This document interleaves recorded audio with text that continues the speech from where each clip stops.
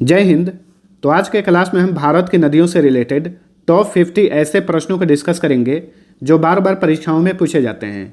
देखिए दोस्तों, कोई भी एग्जाम ले लीजिए, एक या दो प्रश्न नदियों से रिलेटेड पूछा ही जाता है और ये एक ऐसा टॉपिक है जहाँ पर बहुत सारा कन्फ्यूजन भी रहता है। उदाहरण के तौर पे एक क्वेश्चन पूछा जाता है, दक्षिण गंगा किसे कहा जाता है, और एक इसी तरीके से दूसरा क्वेश्चन बनता है, दक्षिण की गंगा किसे कहा जाता है, और दोनों क्वेश्चन का आंसर अलग होगा। तो अगर नदियों से रिलेटेड इसी तरीके से आपके मन में भी डाउट रहता है तो इस वीडियो को पूरा देख लीजिएगा, आपका मैक्सिमम डाउट क्लियर हो जाएगा। और कहीं पर कन्फ्यूजन रहता है तो नीचे कमेंट करिए, मैं पूरी कोशिश करूंगा आपके कमेंट के जवाब देने का। और दोस्तों, इसी तरीके से और भी बहुत सारे वीडियो आने वाले हैं। सभी वीडियो देखने के लिए चैनल को सब्सक्राइब कर लीजिए और ये वीडियो पसंद आता है तो लाइक और शेयर जरूर करना। इसके अलावा आपने अभी तक जितना भी कुछ पढ़ा है सबका क्विक रिवीजन करना चाहते हैं तो आप हमारे इन मास्टर पीडीएफ को ले सकते हैं। सारे प्रश्न इसमें वन लाइनर फॉर्मेट में मिल जाते हैं जिससे कि आप क्विक रिवीजन कर पाएँ।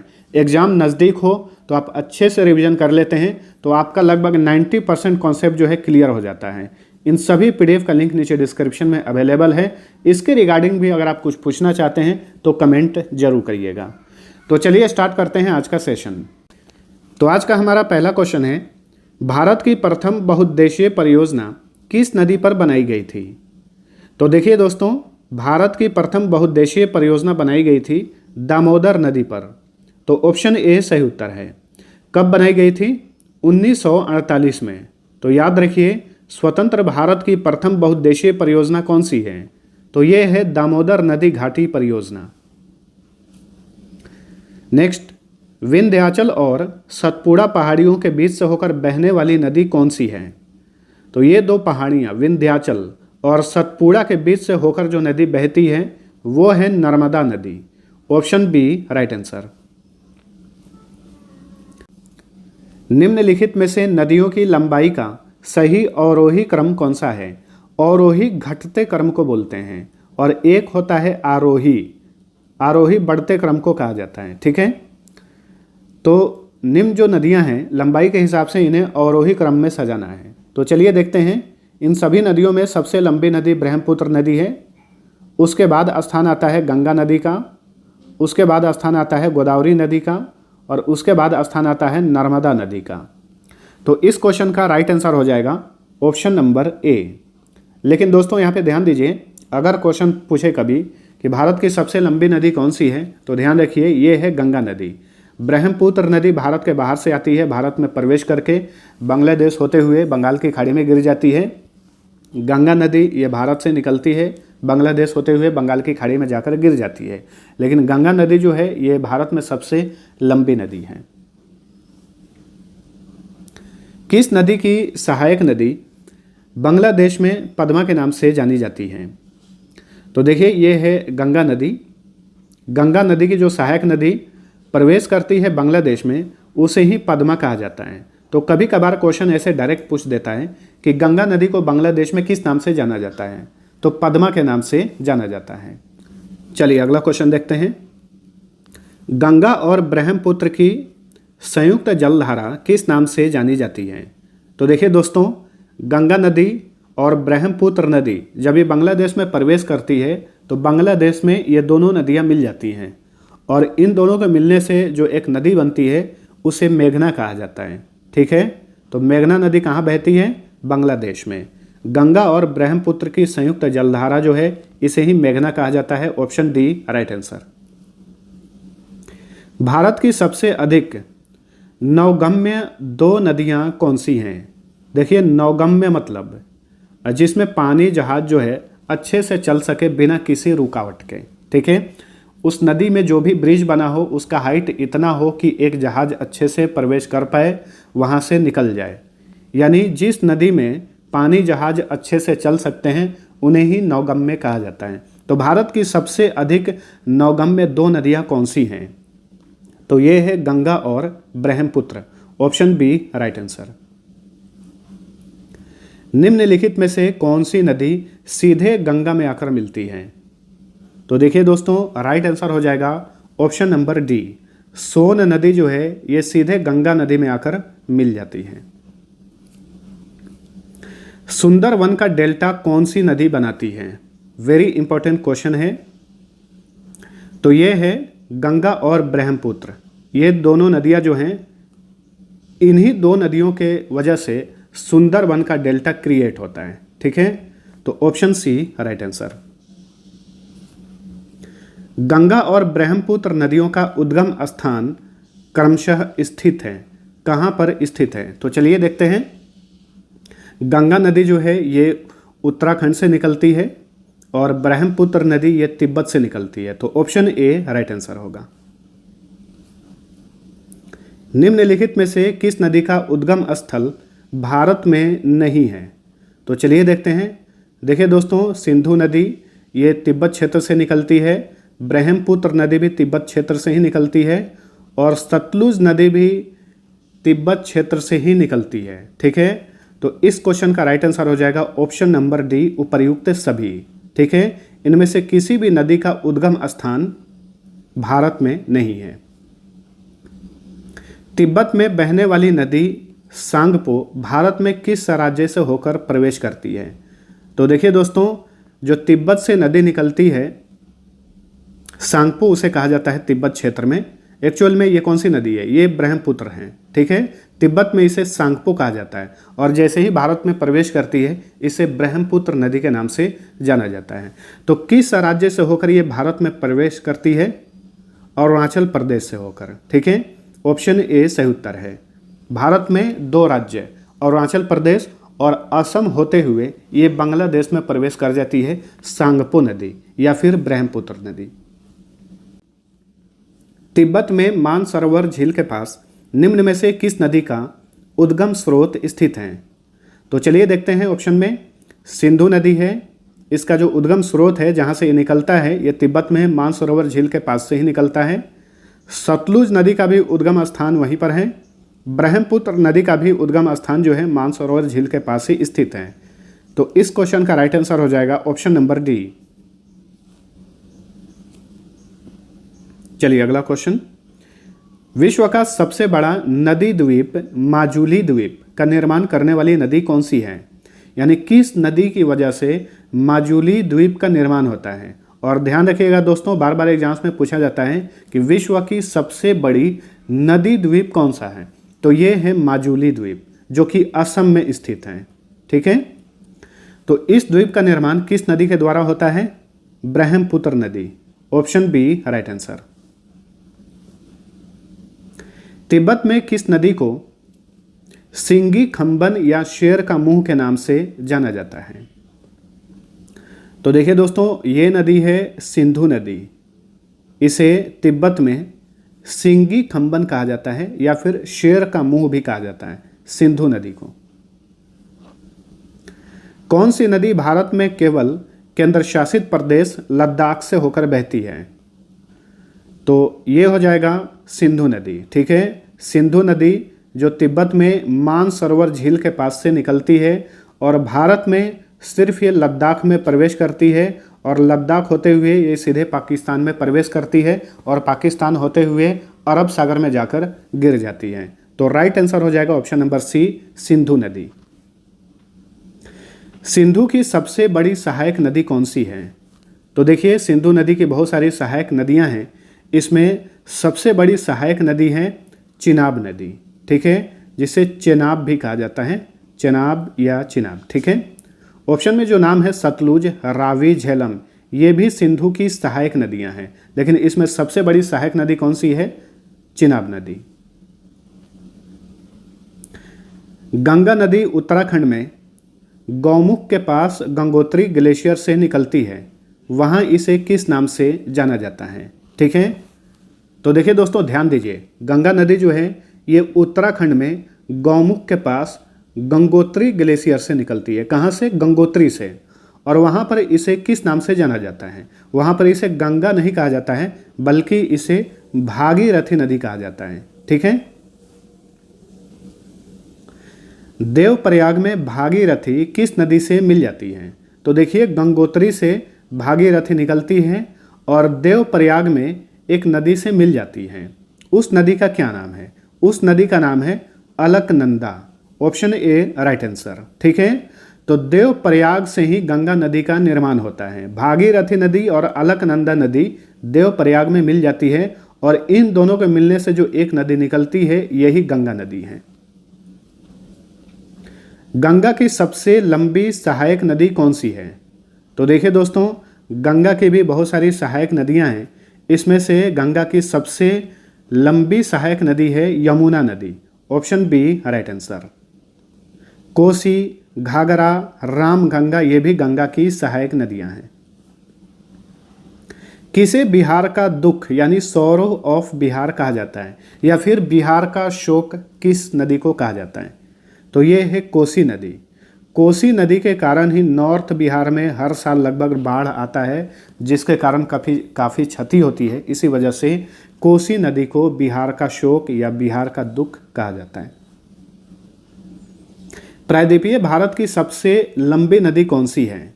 तो देखिए दोस्तों, प्रायद्वीपीय भारत की सबसे लंबी नदी है ये है गोदावरी नदी। ठीक है, वैसे क्वेश्चन पूछे कि भारत की सबसे लंबी नदी कौन सी है, तो भारत की सबसे लंबी नदी है गंगा नदी। लेकिन क्वेश्चन पूछे कि प्रायद्वीपीय भारत की सबसे लंबी नदी कौन सी है, तो ये है गोदावरी नदी। निम्नलिखित में से कौन सी नदी दक्षिण से उत्तर की ओर प्रवाहित होती है? तो चलिए देखते हैं। तो इसमें बेतवा नदी जो है ये दक्षिण से साउथ से नॉर्थ की ओर प्रवाहित होती है। Option C right answer. Next, निम्न में से किसे विनाशक नदी का दर्जा दिया गया है? तो देखिए, बार बार बाढ़ आने के कारण इस नदी को विनाशक नदी कहा जाता है। ये है कोसी नदी। अभी हमने पढ़ा है कि इसे बिहार का शोक कहा जाता है, क्योंकि इस नदी के कारण ही नॉर्थ बिहार में बाढ़ आता है, तो इसे विनाशक नदी भी कहा जाता है। किस नदी को बंगाल का शोक कहा जाता है? तो देखिए दोस्तों, बंगाल में भी एक नदी है जिसमें बार बार बाढ़ आने के कारण बंगाल को काफ़ी क्षति होती है। उस नदी को बंगाल का शोक कहा जाता है। वो नदी है दामोदर नदी। Option D right answer. तो देखिए, बिहार का शोक कहा जाता है कोसी नदी को, वहीं बंगाल का शोक कहा जाता है दामोदर नदी को। वे दो प्रमुख नदियां कौन सी हैं जो अमरकंटक पठार से निकलती है परंतु वे अलग अलग दिशाओं में बहती हैं? तो देखिए, अमरकंटक पठार में उद्गम स्थल दो नदियों का है। ये कौन सी दो नदियां हैं? नर्मदा और सोन नदी, और दोनों वहां से अलग अलग दिशाओं में चली जाती हैं। ठीक है। तवा नदी किसकी सहायक नदी है? तो देखिए, तवा नदी जो है ये नर्मदा नदी की सहायक नदी है। Option B right answer. निम्नलिखित में से कौन सी नदी प्रारंभ में अरुण नदी के नाम से जानी जाती थी? तो देखिए, अरुण नदी किसे कहा जाता है? कोसी नदी को कहा जाता है। प्रारंभ में, शुरुआत में कोसी नदी को अरुण नदी कहा जाता था। निम्नलिखित में से किस नदी को ओडिशा का शोक कहा जाता है? तो देखिए दोस्तों, एक नदी ओडिशा में भी है जिसमें बार बार बाढ़ आता है, उसे ओडिशा का शोक कहा जाता है। ये नदी है Mahanadi. Option C right answer. ठीक है, तो तीनों पॉइंट्स को याद रखिए। बिहार का शोक किसे कहा जाता है? कोसी नदी को। बंगाल का शोक किसे कहा जाता है? दामोदर नदी को। वहीं ओडिशा का शोक किसे कहा जाता है? महानदी को। भारत की किस नदी को लॉन नदी के नाम से जाना जाता है? तो ये है लूनी नदी। ठीक है, लूनी नदी को लॉन नदी भी कहा जाता है। किस नदी का उद्गम स्थान पश्चिमी घाट में त्रैम्बक पहाड़ी है? तो देखिए दोस्तों, पश्चिमी घाट में त्रैम्बक पहाड़ी से एक नदी निकलती है, ये है गोदावरी नदी। Option B right answer. Next, किस नदी को छत्तीसगढ़ की गंगा कहा जाता है? तो छत्तीसगढ़ राज्य की गंगा कहा जाता है महानदी को। Option A right answer. कौन सी नदी पश्चिमी घाट में महाबलेश्वर पर्वत से निकलती है? तो देखिए, ऊपर हमने देखा है कि पश्चिमी घाट में त्रैम्बक पहाड़ी से कौन सी नदी निकलती है? गोदावरी आंसर था। वहीं ये क्वेश्चन पूछ रहा है कि पश्चिमी घाट में महाबलेश्वर पर्वत से कौन सी नदी निकलती है? तो ये है कृष्णा नदी। कौन सी नदी भेड़ा घाट के समीप कपिल धारा जल प्रपात का निर्माण करती है?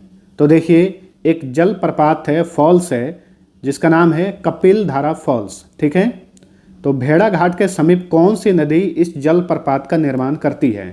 तो ये है नर्मदा नदी। ऑप्शन ए सही उत्तर है। निम्न में से किस नदी को मध्य प्रदेश और गुजरात की जीवन रेखा यानी लाइफ लाइन कहा जाता है? तो ये नदी है नर्मदा नदी। ठीक है, नर्मदा नदी को मध्य प्रदेश और गुजरात में जीवन रेखा कहा जाता है। नेक्स्ट, किसे दक्षिण भारत की सबसे पवित्र नदी का दर्जा दिया गया है? तो देखिए दोस्तों, ये है कावेरी नदी। ठीक है, ऑप्शन डी राइट आंसर है। कावेरी नदी को दक्षिण भारत की सबसे पवित्र नदी माना जाता है। इसी वजह से दक्षिण भारत की गंगा किस नदी को कहा जाता है? कावेरी को कहा जाता है। पेनगंगा, इंद्रावती और प्राणहिता किसकी प्रमुख सहायक नदियां हैं? तो ये तीनों नदियां जो हैं गोदावरी नदी की प्रमुख सहायक नदियां हैं। ठीक है, पेनगंगा, इंद्रावती और प्राणहिता ये गोदावरी की सहायक नदियां हैं। दक्षिण गंगा किसे कहा जाता है? तो देखिए दोस्तों, दक्षिण गंगा कहा जाता है गोदावरी नदी को। वहीं दक्षिण भारत की गंगा किसे कहा जाता है? कावेरी नदी को। एक डाउट आपका क्लियर हो गया? ठीक है, दक्षिण भारत की गंगा कावेरी नदी को और दक्षिण गंगा कहा जाता है गोदावरी नदी को। निम्न में से कौन सी नदी पश्चिम से पूर्व की ओर बहती है? देखिए दोस्तों, इस टाइप का क्वेश्चन बार बार पूछा जाता है। पश्चिम से पूर्व की ओर बहने वाली नदी है गोदावरी है, महानदी भी है और कृष्णा नदी भी है, यानी option D right answer. Godavari, Mahanadi, Krishna ये तीनों नदियां पश्चिम से पूर्व की ओर बहती हैं। कौन सी नदी हुंडरू जलप्रपात बनाती है? तो देखिए, हुंडरू जलप्रपात, हुंडरू फॉल्स काफ़ी फेमस जलप्रपात है भारत का। तो किस नदी के कारण इस जलप्रपात का निर्माण होता है? उस नदी का नाम है स्वर्ण रेखा नदी या फिर सुवर्ण रेखा नदी भी इसे लिखा जाता है। ठीक है, स्वर्ण रेखा नदी जो है ये हुंडरू जलप्रपात का निर्माण करती है। कौन सी प्रायद्वीपीय नदी ओडिशा और पश्चिम बंगाल के बीच सीमा बनाती है? तो देखिए, ओडिशा और पश्चिम बंगाल के बीच जो नदी सीमा बनाती है उस नदी का नाम है सुवर्ण रेखा नदी। ठीक है, और यही नदी हुंडरू जलप्रपात का निर्माण करती है। नेक्स्ट, फरक्का बैराज या फरक्का बांध किस नदी पर बना है? तो फरक्का बैराज जो है ये गंगा नदी पर है। Option D. भारत की निम्न नदियों में से कौन सी नदी डेल्टा नहीं बनाती? तो देखिए, निम्न नदियों में से कौन सी नदी डेल्टा नहीं बनाती है? तो ये है ताप्ती नदी। Option D right answer. Ganga, Godavari, Mahanadi जो है ये तीनों नदियां डेल्टा का निर्माण करती हैं। ताप्ती नदी जो है ये डेल्टा का निर्माण नहीं करती। निम्नलिखित में से किस नदी को वृद्ध गंगा के नाम से जाना जाता है? तो देखिए, वृद्ध गंगा किसे कहा जाता है? गोदावरी को। ठीक है, इसे दक्षिण गंगा या फिर वृद्ध गंगा कहा जाता है। दक्षिण भारत की सबसे लंबी नदी कौन सी है? अब यहाँ पे पूछ रहा है दक्षिण भारत की सबसे लंबी नदी कौन सी है? तो ये है गोदावरी नदी। ठीक है, प्रायद्वीपीय भारत की सबसे लंबी नदी या फिर दक्षिण भारत की सबसे लंबी नदी गोदावरी नदी है और भारत की सबसे लंबी नदी है गंगा नदी। शिप्रा नदी निम्नलिखित में से किसकी सहायक नदी है? यह भी मशहूर नदी है भारत की, शिप्रा नदी, जो कि चंबल नदी की ये सहायक नदी है। चलिए अगला क्वेश्चन। भारत की सबसे लंबी नदी जिसका उद्गम तथा मुहाना दोनों भारतीय क्षेत्र में स्थित हैं। तो देखिए, वैसे भारत की सबसे लंबी नदी है गंगा नदी, लेकिन इसका उद्गम स्थान भारत में है, लेकिन इसका मुहाना भारत में नहीं है। तो इस क्वेश्चन के हिसाब से राइट आंसर होगा ऑप्शन नंबर डी, गोदावरी नदी। ठीक है, ये भारत की मतलब ऐसी सबसे लंबी नदी है जिसका मुहाना और उद्गम दोनों भारत क्षेत्र में स्थित है। कावेरी नदी का उद्गम स्रोत कहाँ पर है, यानी कावेरी नदी कहाँ से निकलती है? तो कावेरी नदी निकलती है ब्रह्मगिरी पहाड़ियों से। पंचगंगा तथा दूधगंगा किसकी सहायक नदियां हैं? तो पंचगंगा और दूधगंगा ये दोनों कृष्णा नदी की सहायक नदियां हैं। ऑप्शन ए सही उत्तर है। पूर्व से पश्चिम की ओर बहने वाली नदी कौन सी है? तो इस क्वेश्चन का आंसर बताऊं उससे पहले आप सभी से एक क्विज पूछ रहा हूं, उसका आंसर आप नीचे कमेंट करके बताइए। अगर अभी तक आपने वीडियो को ध्यानपूर्वक देखा है तो ये बताइए, बांग्लादेश में गंगा और ब्रह्मपुत्र के आपस में मिल जाने से किस नदी का निर्माण होता है? तो इस क्वेश्चन का आंसर आप सभी लोग नीचे कमेंट करके बताएंगे। तो चलिए इस क्वेश्चन का आंसर जानते हैं। पूर्व से पश्चिम की ओर बहने वाली नदी कौन सी है? नर्मदा, ताप्ती और माही। नर्मदा, ताप्ती, माही ये तीनों नदियां पूर्व से पश्चिम की ओर बहती हैं। चलिए इस वीडियो का लास्ट क्वेश्चन है, किस नदी को रेवा नदी भी कहा जाता है? तो देखिए दोस्तों, नर्मदा नदी को रेवा नदी भी कहा जाता है। Option B right answer. दोस्तों वीडियो कैसा लगा? पसंद आया है तो लाइक और शेयर जरूर करना। अब चलिए मिलते हैं अगले वीडियो में, तब तक के लिए टेक केयर।